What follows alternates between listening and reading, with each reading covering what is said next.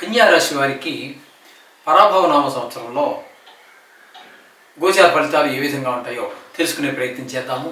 అందులో భాగంగా ఈ కన్యా రాశి వారికి ఏ నక్షత్రాల వారు ఏ పాదాల వారు కన్యా రాశికి చెందిన వారు అవుతారో తెలుసుకునే ప్రయత్నం చేద్దాం. ఉత్తరా నక్షత్రం 2, 3, 4 పాదాలు, హస్త నక్షత్రం 1, 2, 3, 4 పాదాలు, చిత్తా నక్షత్రం 1, 2 పాదాలు ఈ కన్యా రాశికి చెందిన వారు అవుతారు. వీరికి ఆదాయం 8, వ్యయం 11. అంటే ఆదాయం ఎక్కువగానే ఉంది, ఆదాయం ఎక్కువగా ఉన్నదాన్ని మించినటువంటి ఖర్చు కూడా కనిపిస్తుంది. అలాగే రాజపూజ్యం 3, అవమానం 3. ఈ రాశి వారికి గురుడు 31వ తారీఖు 5వ నెల 2026 వరకు మిథున రాశిలో, తదనంతరం కర్కాటక రాశిలోను సంచారం చేస్తున్నారు.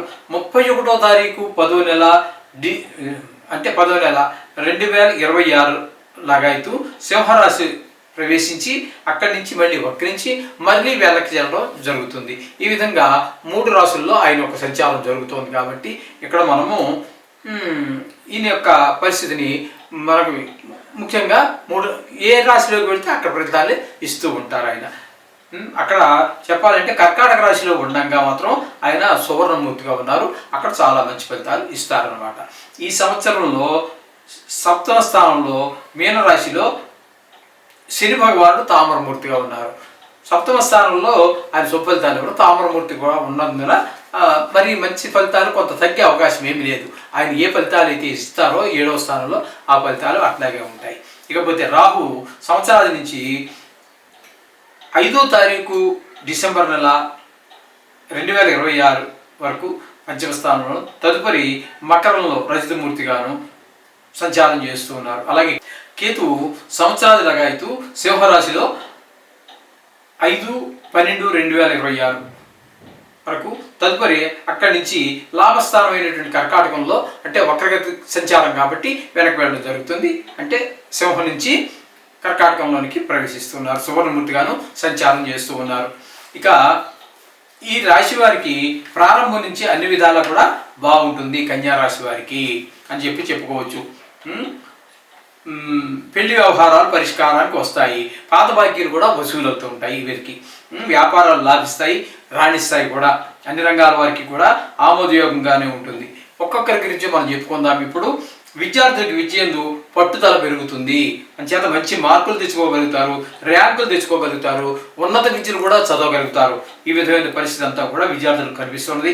ఉద్యోగస్తులకి ప్రమోషన్తో కూడినటువంటి ట్రాన్స్ఫర్, ఇది కూడా ఓవర్ ట్రాన్స్ఫర్ అంటే కొంచెం ఇబ్బంది పడాలి, ఇంటికి దూరంగా వెళ్ళాలనుకోవచ్చు. ప్రమోషన్తో కూడి వస్తుంది కాబట్టి ఇది చాలా సంతోషించదగినటువంటి ఫలితాలన్నీ వస్తున్నాయి ఇక్కడ. అలాగే వ్యవసాయదారులకి తొలకరి కంటే కూడా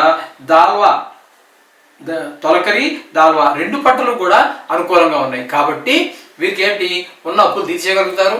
ఇంకా కొంతమంది దీన్ని ధనాన్ని నిల్వ చేసుకోవటం కానీ, లేదా మరొక 2 ఎకరాల భూమి కొనుక్కోవటం కానీ అట్లాంటివి ఏమైనా జరిగే అవకాశం కూడా మనకి వ్యవసాయదారులకు కనిపిస్తోంది. చాలా బాగుంటుంది. వ్యాపారస్తులకు కూడా అన్ని విధాలుగా లాభదాయకంగా ఉంటుంది. అలాగే నూతనంగా ఏజెన్సీలు ఏవో తీసుకుంటూ ఉంటారు వాళ్ళు, అటువంటి వాటిలో కూడా బాగా కలిసి వస్తుంది. జాయింట్ వ్యాపారం చేసుకునే వారికి కూడా సఖ్యత ఉండి లాభాలు మరింత పెరిగే అవకాశం ఉంటుంది. అలాగే కళాకారులు కనుక తీసుకున్నట్టయితే టీవీలో ఉన్న వారికి కానీ, సినిమా రంగంలో ఉన్నటువంటి వారికి కానీ వారికి చాలా అనుకూలంగా ఉంటుంది. గుర్తింపు వస్తుంది, ధనాదాయం పెరుగుతుంది. రెమ్యూనరేషన్ అంటే ఆదాయ వనరులన్నీ బాగా పెరుగుతాయి.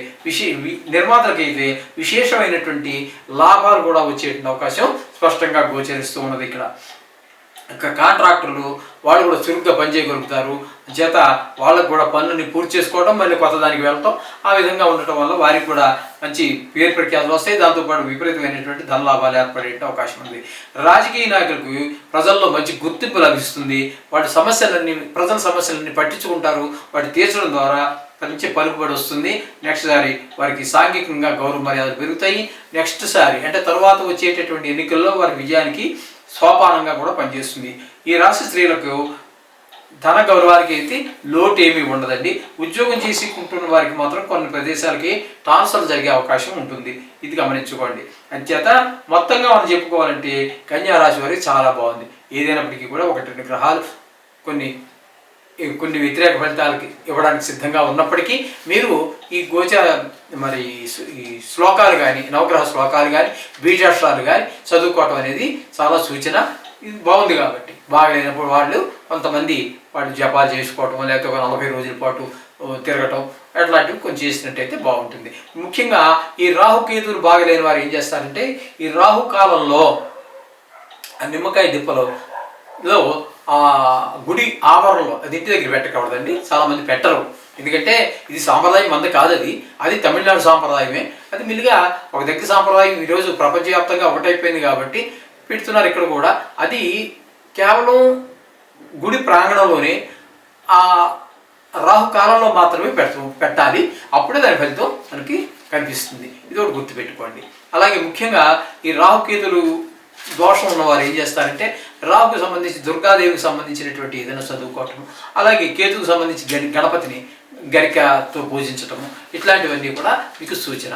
అలాగే వినాయకుడికి సంబంధించినటువంటి ప్రసిద్ధమైన గుళ్ళే ఉన్నాయి. మన హైదరాబాద్ తీసుకున్నట్టయితే సికింద్రాబాద్ రైల్వే స్టేషన్ దగ్గర ఒకటి పెద్దది ఉన్నది. అలాగే ఇక మన తిరుపతి పక్కన కాణిపాకము, ప్రత్యేకించి వినాయకుడి గుడికి ద్వారానే ప్రసిద్ధి చెందినటువంటి గుడి.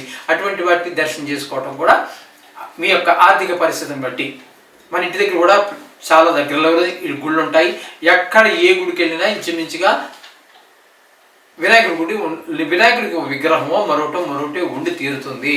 పూర్తి శైవంలో వైష్ణవుల్లో ఉన్న గుడి అయినా కూడా విఘ్నేశ్వరుడికి బదులుగా విశ్వక్సేనుడి గుడి ఉంటుంది. అదైనా కూడా ఒకటే. కాబట్టి వారు పూజ చేయడం అనేది సూచన. శుభం.